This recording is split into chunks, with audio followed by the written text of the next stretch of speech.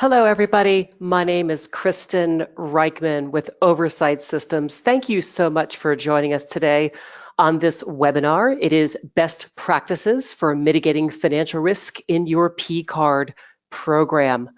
We have a fantastic presentation for you today. We have two amazing presenters. We have Manish Singh. He's the Executive Vice President for Sales and Client Success. And we have Chris Elliott, our Senior Solutions Consultant. So while people are joining the webinar, let me share some housekeeping tips with you. First and foremost, all of our attendees are in muted mode. There will be a short question and answer session after the product demo. So if you do have any questions, please go ahead and ask those questions by typing it into the question panel on your webinar software. Whatever questions that we cannot answer today, we promise that we will follow up with you in an email. Additionally, when we do bring up that question and answer slide at the end of the session, you will be given the contact information for both Manish and Chris. They absolutely encourage you to reach out to them personally if you have any specific questions that they can help you with. And you can go ahead and download information from an email that we'll be sending out tomorrow, which will allow you to explore this topic a little bit further. So on that note, we're so delighted that you're here and we do appreciate your time. We're going to go ahead and get started. So Chris, we are ready to begin, and if you would, please take it away. Thanks so much, Kristen, and thanks to everybody who's joined us today. Everything that we share with you is going to be centered on these three outcomes. First, helping you mitigate the risk that your P-card and travel expense programs pose, allowing you to influence employee behavior so that you're driving positive outcomes, and allowing you to increase your operational efficiency.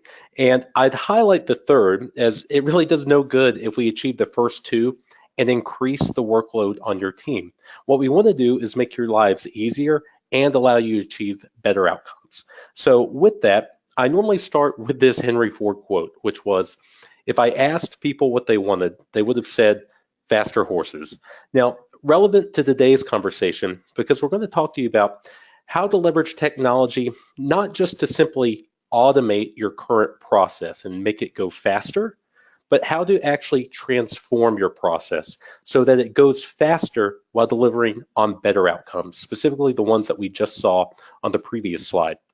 So with that said, let's look at the typical current state that we see across the board. First, it's quite common that you'll be leveraging some type of system controls with your program. For instance, you may be blocking certain high-risk MCCs. Once transactions have occurred, typically those are submitted to a manager or a series of managers through some type of workflow approval. And then finally, for the audience that's joined us today, you're most likely responsible for some type of back office review of the transactions, and that may be occurring in a pre or post payment status. Now, I'm not going to belabor the point by reading off every single bullet that you see, but this is the feedback that we hear very consistently from across the board, which is that these controls are very manual and highly labor intensive. In addition, when you do find things, they tend to be very clerical in nature or low-level policy violations at best. And what may be most frustrating to this audience is that none of these actions really allow you to influence future behavior. So you tend to be doing the same things month over month. What we've found is that these controls all have something that's very similar in common. It's that every one is focused on auditing individual transactions or reports. And when the focus of controls is on a set of individual transactions and individual reports, what you will tend to find are these types of items, which tend to be clerical. They tend to be errors, low-level defects, and minor policy violations. Looking at individual transactions does not allow you to see big picture risk. And so what we want to share with the audience today is that if your approach to these programs is centered on individual transactions, it's not going to allow you to identify high risk activity. It certainly won't allow you to influence employee behavior. And ultimately, that is what's going to prevent you from optimizing your business process. So where should you focus? We want you to focus on what matters, and what matters is risk. So let's talk about that for a moment. Oversight analyzes $1.9 trillion of spend per year. That's trillion with a T. Piece of good news in that. We see across all of that spend that 70% of employees never generate a single problem. They're doing exactly what we want them to do. About a quarter of employees are engaged in some type of waste or misuse. Now, these are not bad employees, and they're certainly not committing fraud, but they're not being great stewards of the program. Lastly, in all the spend that we analyze, we see that 5% of employees generate about 95% of all high-risk activity. So where should you be focused? You should be focused on these three different risk profiles, and let's talk about each of them. First, and I say this a little tongue-in-cheek, but don't irritate the 70%. They're doing exactly what you want them to do. So if you're spending any time outreaching to this part of the population, you're creating unnecessary employee conflict, and you're spending time with a group that poses no risk. The 25%, this is where you have opportunities for big wins for you and your program. This is the group that we want to go target because this is the group that's engaged in wasteful spending. So this is the group that we want to spend most of the time with, and Manisha is going to show us a little later on how we can actually go influence their behavior. Lastly, the high-risk percentage group. The sad thing is that most controls never identify these types of actors because high-risk activity seldom presents itself as a single transaction or on a single report. The controls that we've designed are specifically designed to highlight the type of activity that results in high-risk outcomes. And to do a quick deep dive on this particular group, a couple things to share with you. These are two stats from the ACFE, the Association of Certified Fraud Examiners. Two things you may not know. First, when it comes to people who are engaged in fraud, it's not always who you think it is. Half of the time, they're individuals who've been on the job 6 years or more. So it's not necessarily new employees that are engaged in this type of activity. Quite often, half the time, they're relatively senior people within your organization. And then, particularly relevant for today's conversation, 3/4 of the time an individual is engaged in card program fraud, they're engaged in fraud in other areas of the business. So certainly there are material components to purchase card and travel and expense, but in reality, the real dollars, the real materiality aren't necessarily what these actors are doing within those card programs. It's what they may be engaged with elsewhere in the business. And again, 3/4 of the time, this is an indicator that they will be engaged in fraud elsewhere. What we want to share with this audience today is a continuous control that is purpose-built to identify these types of actors so that you can take the appropriate action. So with that set up, let's talk about how we action this, how we put that type of control in place. To start with, we're not focused just on individual transactions or individual reports. We're going to look at those as they come in, certainly.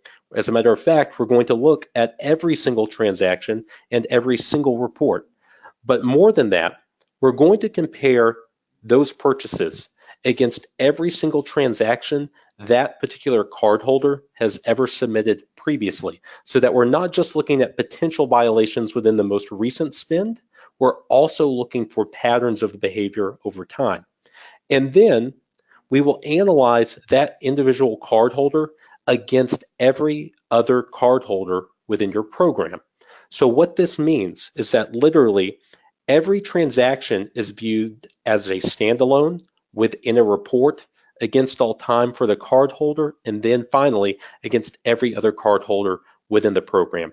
But the interesting thing is, for Oversight, that's just one data point in a much larger set of data that we assemble. Specific to purchase card, we have the ability to incorporate other items such as PEP lists and OFAC lists for identifying risky merchants and vendors. If we were talking about travel and expense, for instance, we would also incorporate things like the credit card data feed for level 3 detail and bookings information. Once we assemble the data set, we analyze it using AI, artificial intelligence. The types of techniques that we use are up on the screen. The one that I would call out is a technique called evidential reasoning. In layman's terms, what this means is that we are running thousands of tests in parallel against the data set that I just described and looking for tests that come back positive, that suggest risk. And when we see those start to accumulate, suggesting that it is a high risk activity, we then bubble those up to your team for review, simultaneously making sure that you don't have to spend any time looking at transactions that pose no risk whatsoever. Now, I find that people are generally more interested in the outcomes than the nuances of how we do it. So let's take a look at specifically what this will mean for you. Oversight has the ability to offer you visibility into different lenses of the data. And I'm just going to scratch the surface on this. Manish is going to take us through a deeper dive. But let me give you just a couple of examples that highlight these points. The first, one lens looks at unusual patterns of behavior. Oversight is going to conduct ongoing statistical analysis of how your employees spend, where they spend, how often they spend there, and based on those statistical outcomes, look for deviations. Now, if somebody deviates once, that's probably not a cause for concern. But if we observe an employee who's consistently spending and behaving outside the norms, that's something we want to bring to your attention. We have the ability, because we're looking across cardholders, to look for potential collusion activity. Now, the specific example that you see on the screen is from a T&E program where we see two employees who've engaged in receipt sharing. One employee has incurred an expense on the corporate card and has now recycled that receipt by sharing it with another colleague to use as an out-of-pocket expense. In the P card world, this could just as easily depict two employees engaged in split transactions. And I would remind the audience that split transactions can occur not just when a single employee decides to break up payments to a particular merchant, but we also frequently see employees who engage other colleagues or peers within the business to help them try to disguise that type of activity. All things that we can give you visibility into. Repeat offenders. I think most programs have a feeling for a short list of employees that they tend to keep an eye on. I rarely speak with an organization that feels that they have a true systematic approach to tracking any individual who creates multiple problems. One of the things Manish will show you is how we specifically highlight any individual who's creating multiple non-compliant transactions. And again, as a reminder, it's a very small percentage of your population, about 5%, who create 95% of high-risk activity. The repeat offenders own the lion's share of those. This is really the group where you should be spending the most of your time with. And last quick example for you, unusual merchant spend. You heard me reference the PEP list earlier. That's one of the things we can draw to your attention. Also, other types of unusual spend, such as excessive entertainment or perhaps spend at inappropriate venues or vendors. Now, I just scratched the surface. Those were 4 quick examples. You'll see the screen start to populate with some of the other types of things that we'll have the ability to enhance your program with. But in summary, we really feel like this is what the state of controls look like for most. They're very labor intensive, requiring a tremendous amount of time and effort, but only yielding findings that are clerical in nature, errors, defects, and policy violations. What we enable you to do is drastically increase your spectrum of risk coverage to include waste, misuse, and fraud, which is where the real risk is that these programs pose, while simultaneously reducing the time and effort you have to put into the administration of the programs. Now, at the very beginning, we referenced the 3 outcomes. I'd like to circle back to those. The first was to mitigate the risk these programs pose. The way that we do that is exactly what we just showed you. That is expanding your coverage beyond low-level clerical findings into the real risk of these programs, which is waste, misuse, and fraud. Next, we talked about allowing you to actually influence and drive employee behavior. The graph that you see on the side represents our tracking of non-compliant transactions across our entire customer base over the first year. And what we see is that our customers are able to reduce non-compliant transactions by 70% within the first year. And that's specifically due to the fact that we highlight exactly where they are and make it extremely easy for you to follow up and remediate with the employees. Lastly, we said it only does us good if we deliver on the first two while making your lives easier. Across our entire customer base, the self-reported average back to Oversight is that our program administrators are able to reduce their level of effort by half, 50%. Now, you've heard me reference our customer base a few times.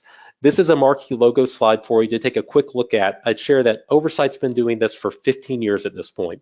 We're currently partnered with over half of the Fortune 100 and hundreds of the Fortune 1000, all logos that you'd easily recognize and certainly be proud to be a part of as a customer group. So with that being said, I'm about to turn this over to Manish. He's going to take the audience through a walkthrough of the solution today that will include two parts, the workbench and the dashboard. The workbench is the area where we populate the transactions that we flagged for review, and we'll walk you through what that entire workflow looks like from start to finish. Then we'll end on the dashboard, which is where all of these outcomes roll up to so that you can monitor the macro health of your program and make informed policy decisions. So with that, Kristen, if you would, please pass the ball to Manish. Thank you. Thank you so very much, Chris. And for those people that joined a little bit late, as I turn this over to Manish Singh, if you have any questions, please do not hesitate to go ahead and type those questions in the questions box. We will have a Q&A session at the very end of this demo. And if, again, we don't get to all your questions, we will certainly follow up in an email. So Manish, we see your screen and you are ready to go. Okay, great. Thank you, Kristen, and thanks, Chris. Hello, everyone. It's nice to be here with you today, and thank you for joining our webinar. So what I'd like to do over the course of the next 20 minutes or so is introduce you to Oversight from the perspective of an end user. And as Chris mentioned, there are two components to our application from an end user point of view, right? There's the management dashboard and the analyst workbench. So what I'd like to do is start in the workbench and introduce you to an exception or an alert in Oversight and how an individual would go about reviewing, researching, and resolving that alert. And then we'll come and do a quick flyby on the dashboard to summarize how the information related to your spend and compliance gets aggregated and reported for management purposes. Now, access to Oversight is through a web browser. So we are a software as a service solution. We host and manage the application on your behalf. So from your perspective, you're simply logging into the application through a web browser, and we can fully integrate with your single sign-on or Active Directory, depending on what your internal setup is.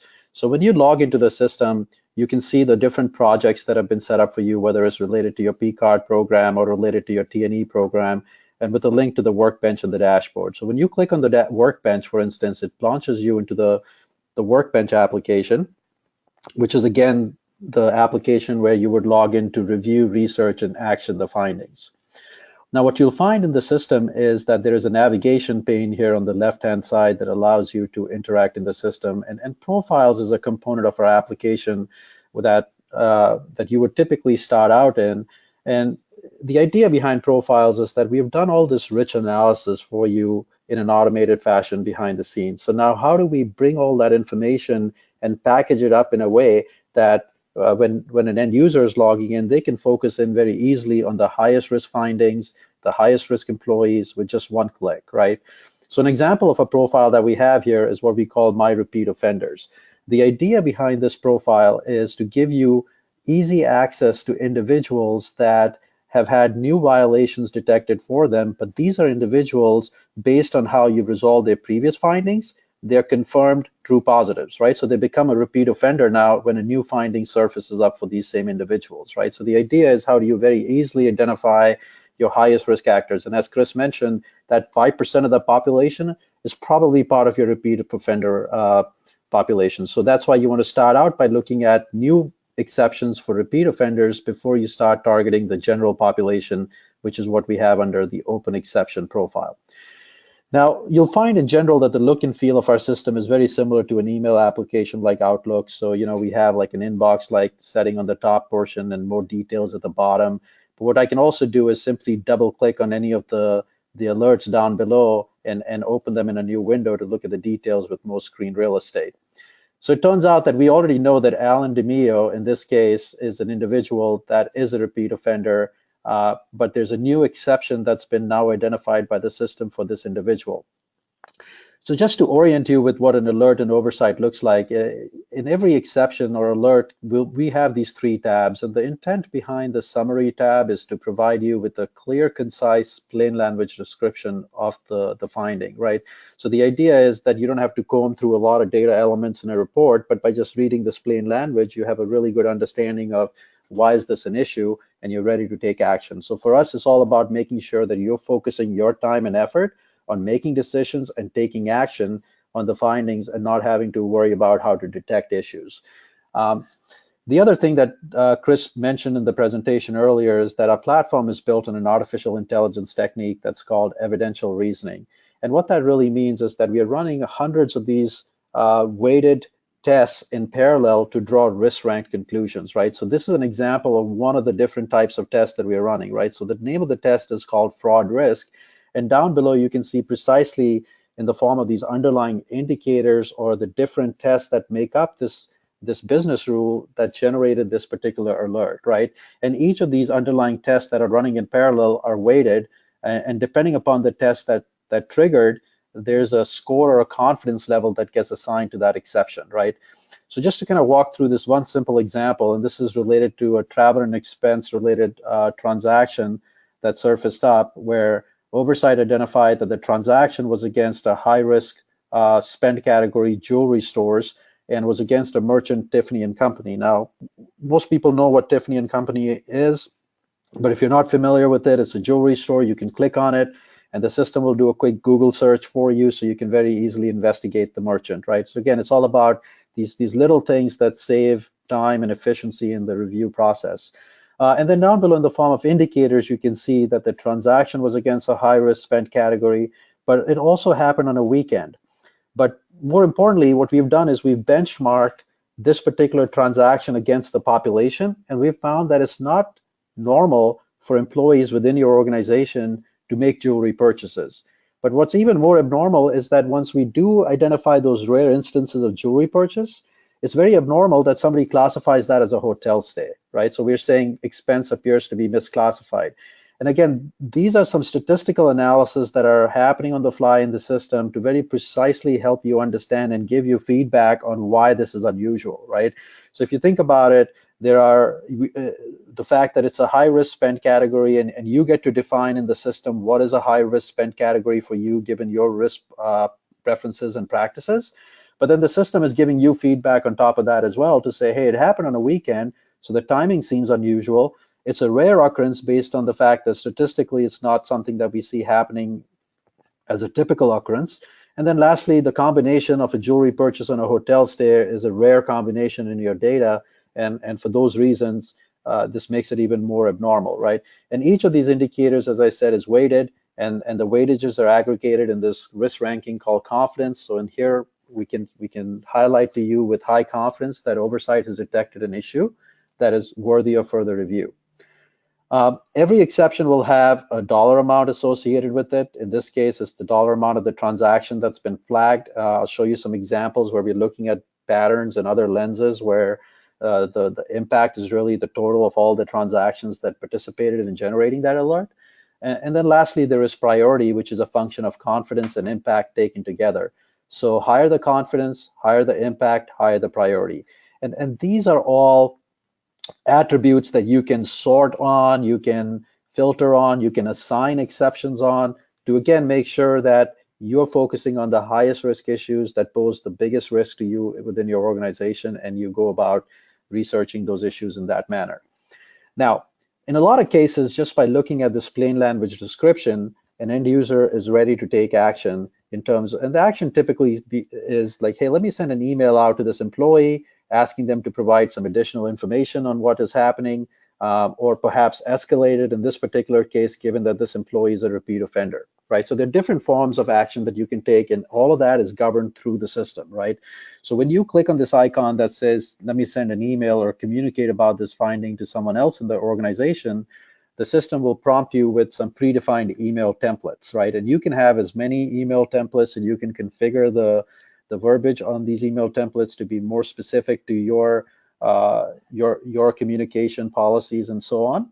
But the idea behind these templates is to accomplish two main objectives. One, there's a lot of time and effort that's spent in writing up emails and communicating, and keeping track of those emails. So we standardize that process for you by having predefined templates.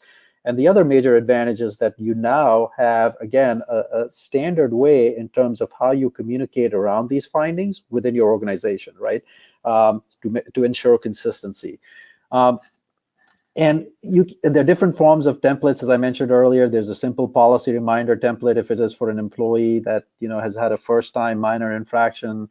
Maybe you just want to give them a soft policy reminder and move on. Or perhaps you want to reach out to this employee and say, hey, please respond back to this email with 3 business days. We need some more information to justify the issue, right? And again, when you send an email or an email is received, the system's automatically tracking that for you, and I'll show you that in just a second where that is happening. But also, if the employee is out of office or they don't respond back in 3 business days, the system can automatically escalate that email to the employee, send them a reminder that there's an email that requires their input. We haven't received that. And in this manner, it's sort of staying on top of these communications that are happening, so you as the end user don't have to worry about staying on top of that, and the system in essence is playing the role of an automated attendant on your behalf, so to speak. Now, so again, the plain language description, the communication, all of that gets automated through the system.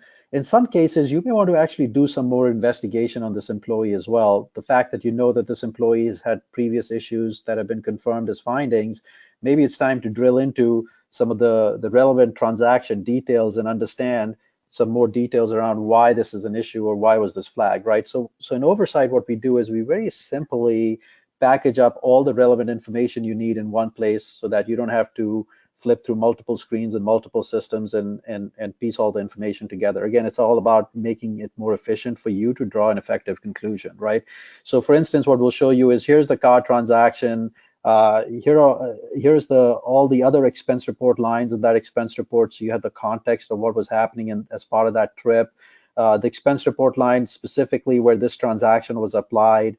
And by the way, I didn't mention this earlier, but we have links to all the receipt images. We can bring those in from the expense reporting system, so you can click on those and very easily see, for instance, the purchase or the receipt image that is associated with this particular expense. Anyway, not sure why that pull up. But one of the other things you can do, for instance, here is drill into the specific employee that was involved in generating this exception. And we know that this person is a repeat offender, and you may be curious to know, well, what are the other issues that Oversight has identified for this particular employee? And what you can do is very easily change your focus from this exception to this employee, and now answer the next question, which is, show me all the other issues that Oversight has identified for this employee across all the different types of analysis that we are doing, right? And again, now what you're able to do effectively with one click is connect the dots across all the risk that's associated with this employee, not just related to card transactions on that one particular instance, but other types of scenarios that or lenses that we are also putting on the data. And also what you can get at very easily is, how have you resolved those issues in the past, right? So we know this person's a repeat offender, and there are some items here that are sitting in an issue identified status for this employee from previous violations. You can very easily double click and drill into those and see what makes up those particular exceptions.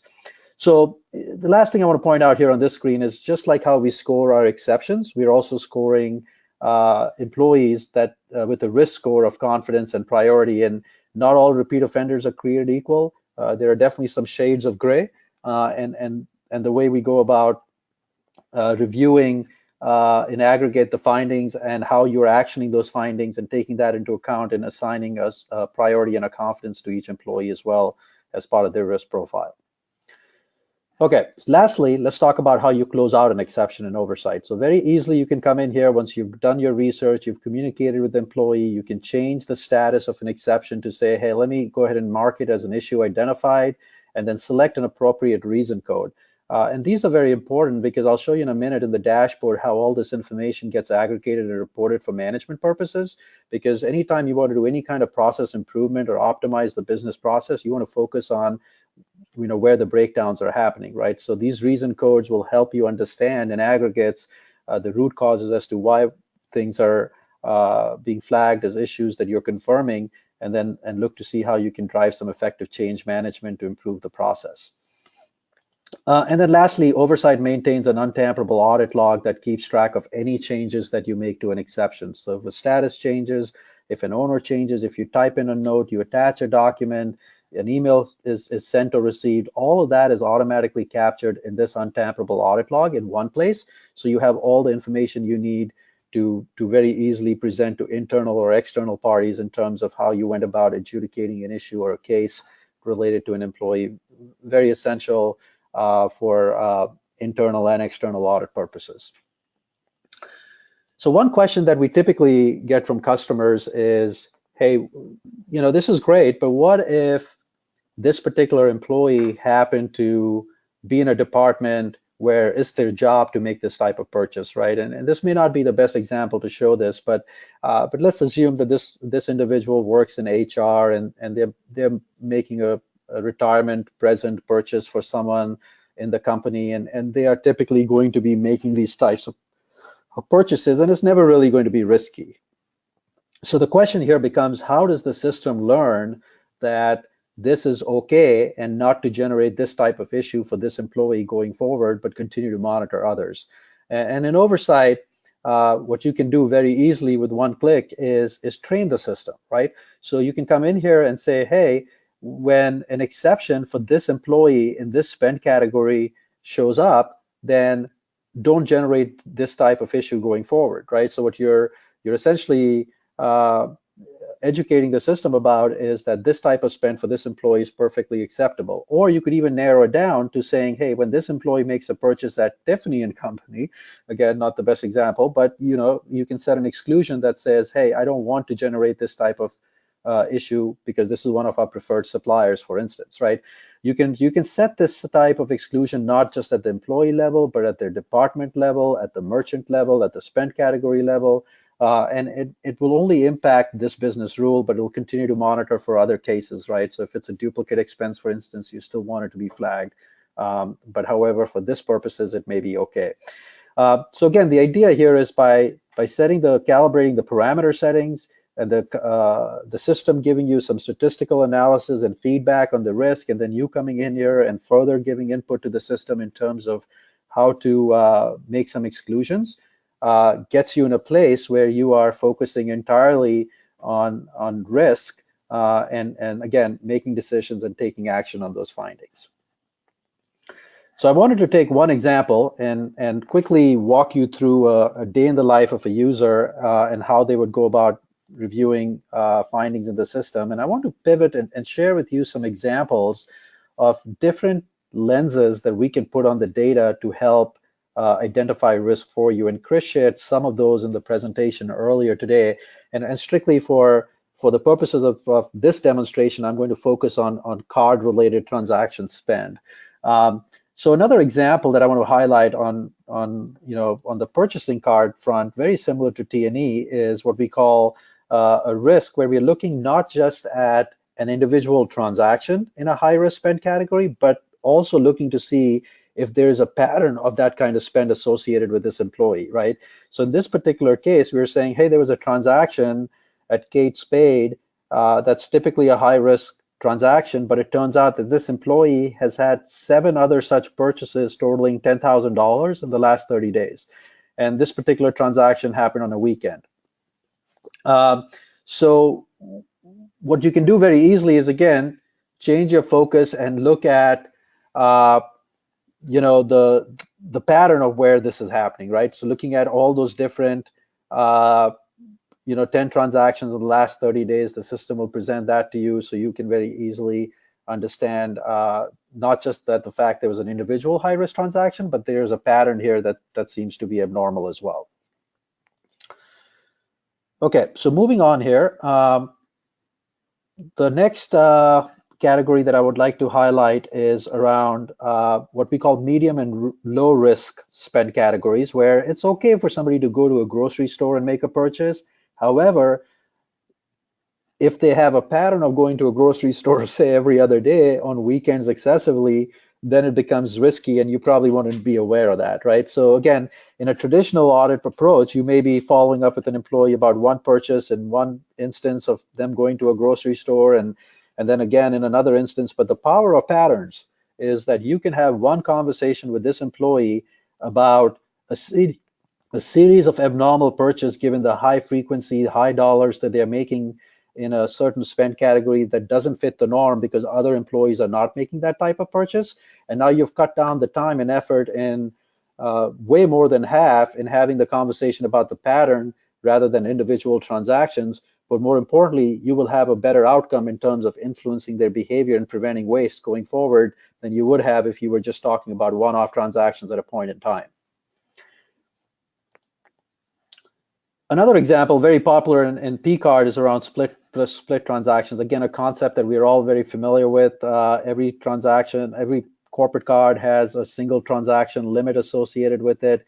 And the idea here is, how do we look for behaviors or patterns of splitting transactions to get around those limits, where the same merchant was involved, whether it's the same employee, multiple employees on the same day, or potentially in a short duration of time.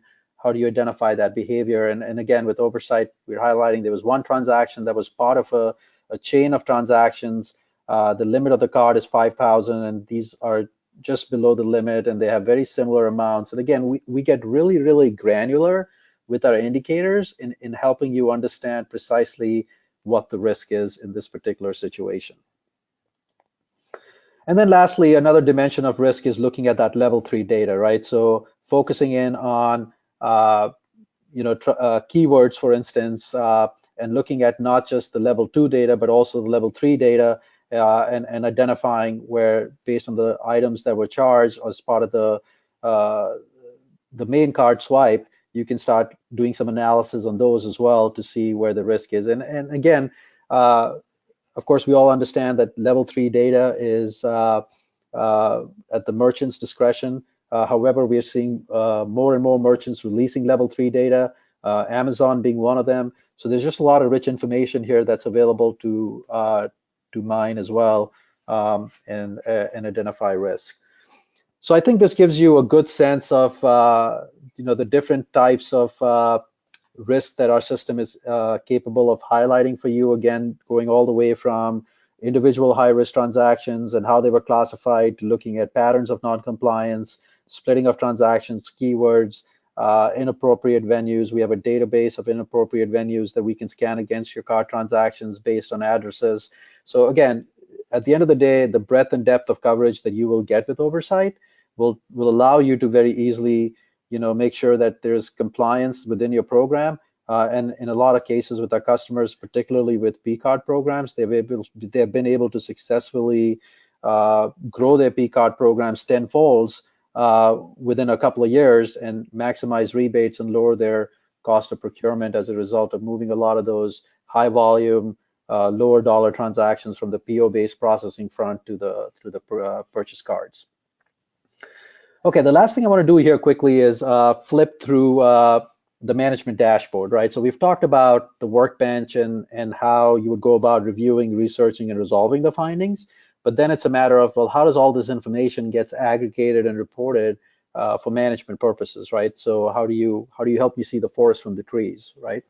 And what you'll find is that in the management dashboard that is accompanied by the system, there are these tabs on the top portion of the screen, and the intent behind this overview tab is to help you understand sort of a high-level, big-picture view into your program, right? So there are all these different filters, by the way, that you can set and change your views and whatnot. You can focus in on a specific organizational hierarchy within your organization, department, cost center, things of that nature, and we'll upload your organizational hierarchy into the system.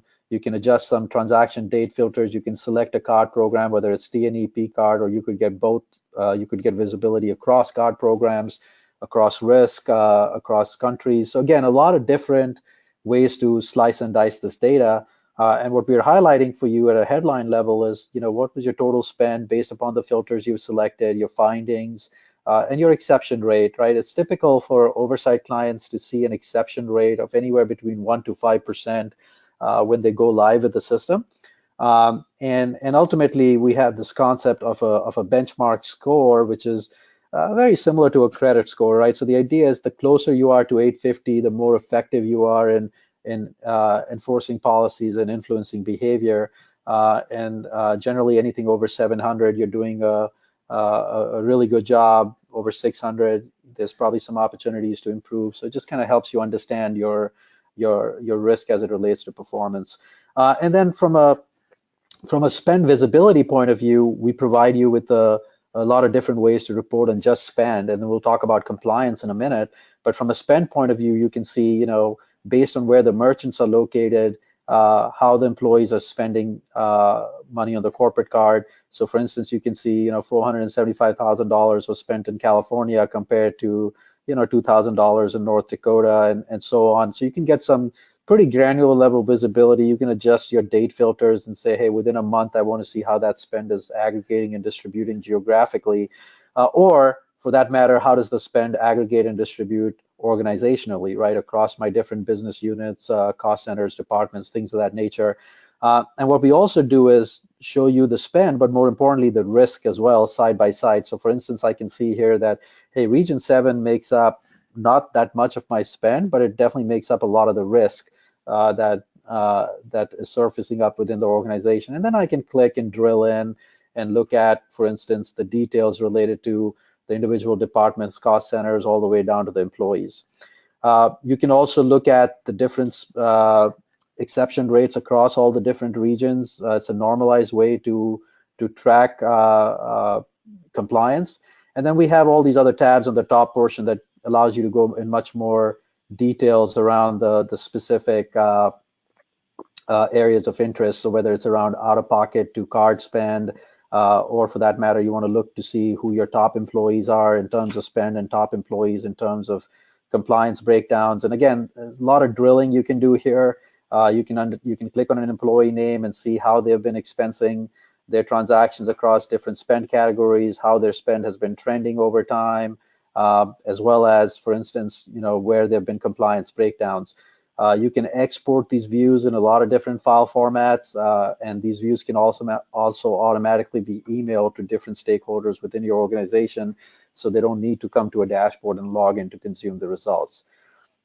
Spend category is another really popular way to review the findings and the spend. So again, you can see, for instance, just to highlight for miscellaneous stores, there seems to be a lot of compliance breakdowns that are happening when people are making purchases to a category called miscellaneous stores, right? So you may want to drill in and try to understand what's driving that. So in this case, you can see the different sub spend categories under miscellaneous stores where there have been issues. Liquor stores happens to be one of them. Let me click on that and drill in and see the different merchants under liquor stores from where employees are making purchases, and then I can drill into any of those and see the individual employees that are involved in those transactions. So in this manner, you can get a lot of granular level visibility across a lot of different spend areas, whether it's luggage stores, sporting goods stores, music stores, and see the merchants and the employees that are involved in making those types of transactions. All right, I'm not going to go through all of these tabs. Again, the idea here is to be able to show you, spend and risk across different lenses, whether it's spend categories, employees, out-of-pocket, expense types, keywords, and whatnot. But more importantly, we also want to help you keep up with the resolution process of all the findings that are surfacing up in the system, right? So for instance, if you wanted to understand the different insights across which exceptions have been detected and what statuses those findings are in, the different individuals that are involved in resolving those issues, all of that information is also available in a dashboard very easily for you. We talked about the root causes as to why these exceptions are firing, as you resolve the issues, you can tag the appropriate root causes and report on those, and drill down and understand, specifically what's behind these different root causes, right? And then lastly, we have the summary screen, which is what I would say is more like a state of the union, where we aggregate all the information related to the different analytics that are running in the system, what has been detected, what has been confirmed as a finding, what has been dismissed, and so on. So again, the idea here is that you have a system in place now that helps you move more towards an automated, streamlined control with not just continuously monitoring and looking for risk, but giving you a workflow to adjudicate the risk, but more importantly, then report on the findings to all the relevant key stakeholders within your organization, helping you move away from perhaps having to do this manually in an ad hoc manner on a sample-based sort of a way. So with that, I think it concludes what I wanted to share with you guys in the demo, and I believe we have about 10-15 minutes here, so I wanted to focus in on some Q&A. So Kristen, I'm going to go ahead and turn the control back over to you, and let's look at some of these questions. Fantastic. Yep. So we are all good to go. It looks like there are a few questions in the queue. Additionally, I'd like to point out to everybody that we did provide your email addresses, both you and Chris. So if they want to send an email out to you directly sometime after this presentation, they certainly can do it. Our question panel is still open, so please continue to ask your questions. So Manish, I believe there's a few in the queue, and if you want to go ahead and start with that, go right ahead. All right, sure. Yeah. So one of the questions we have here is, how do you obtain the credit card data, right?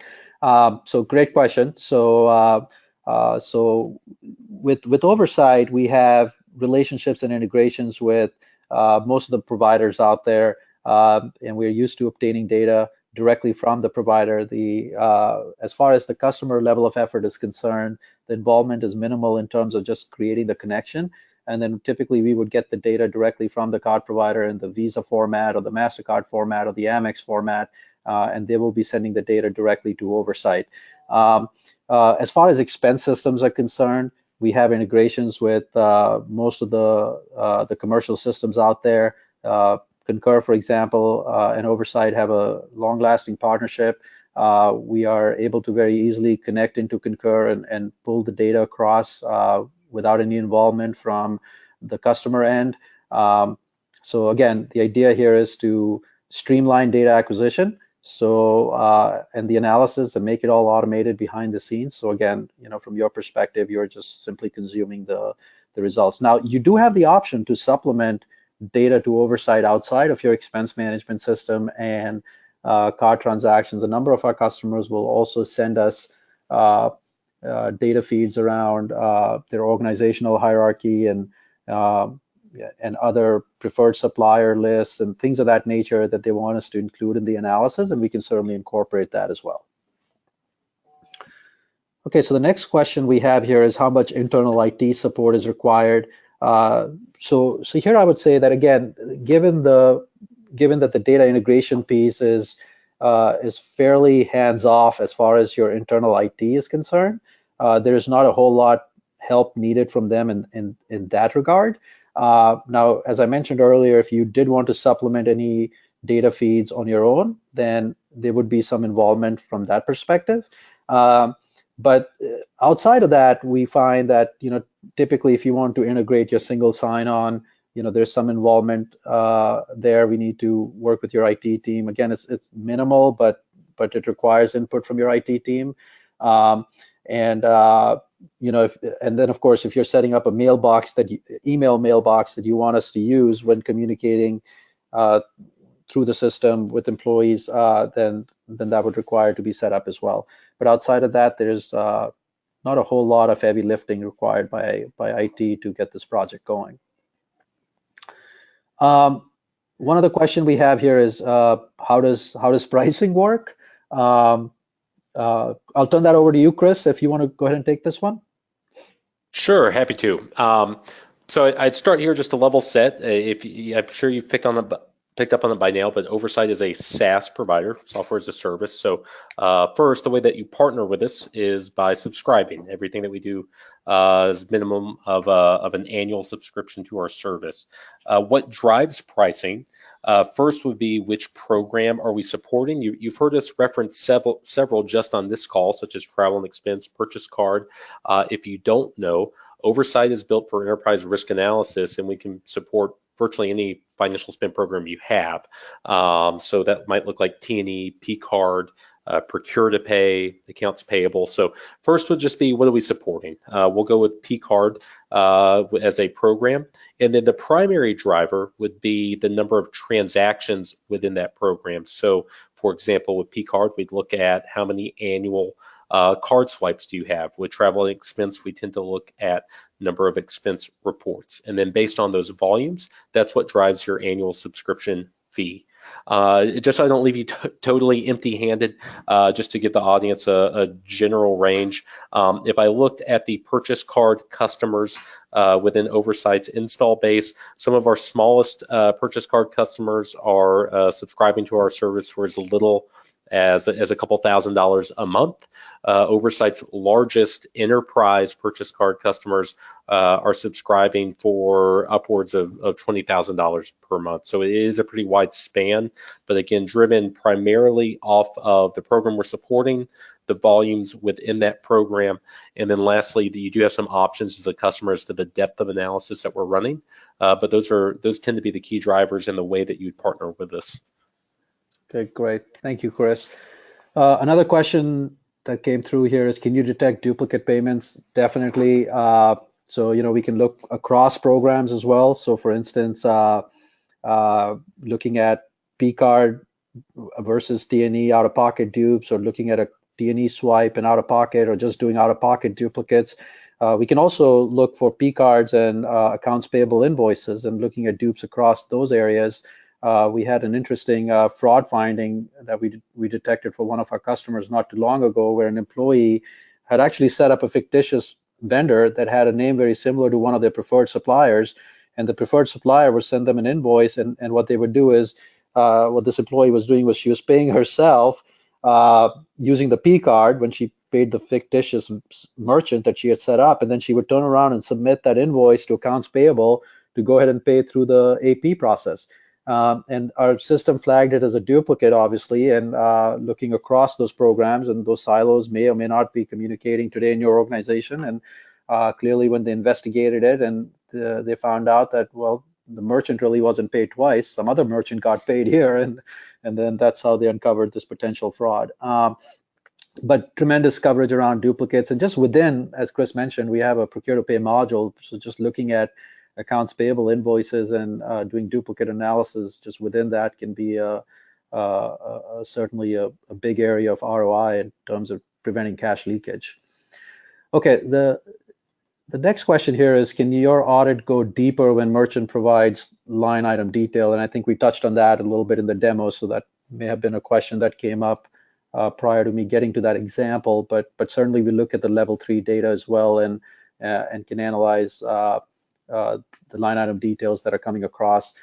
Is our search, another question here is your search purely based on MCCs?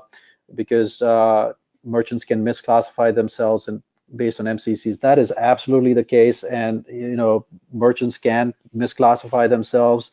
And MCC, that's just one of the indicators of risk that we look for across the hundreds of different types of analysis that we are doing.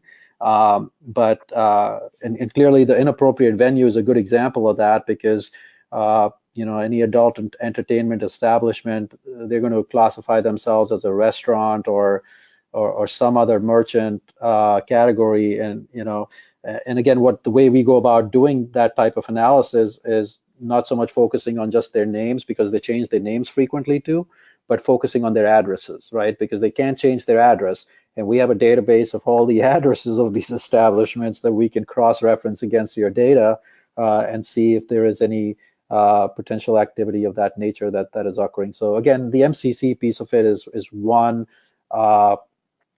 aspect of detecting risk, but clearly the system goes beyond that. And that looks like it's all of our questions in the queue. I don't see any others coming through at this time. So what I'd like to just add here as we begin to wrap up is, first and foremost, thank you, Manish and Chris, for both of you doing fantastic presentations today. We will be sending out an email to our attendees tomorrow. There will be a link in that email where you'll be able to download some more information and explore this topic further. And we were very serious. If you want to reach out to Manish or Chris directly, their emails are on the screen. Please go right ahead. They'll be happy to answer any questions that you have. So on behalf of Oversight Systems and our webinar series, I just wanted to thank our attendees for joining us today. We really appreciate your time. It looks like I'm going to give you 5 more minutes back in your day. So on that note, wherever you are, I hope you have a terrific day, and thank you once again so much for attending. Have a great one, and goodbye.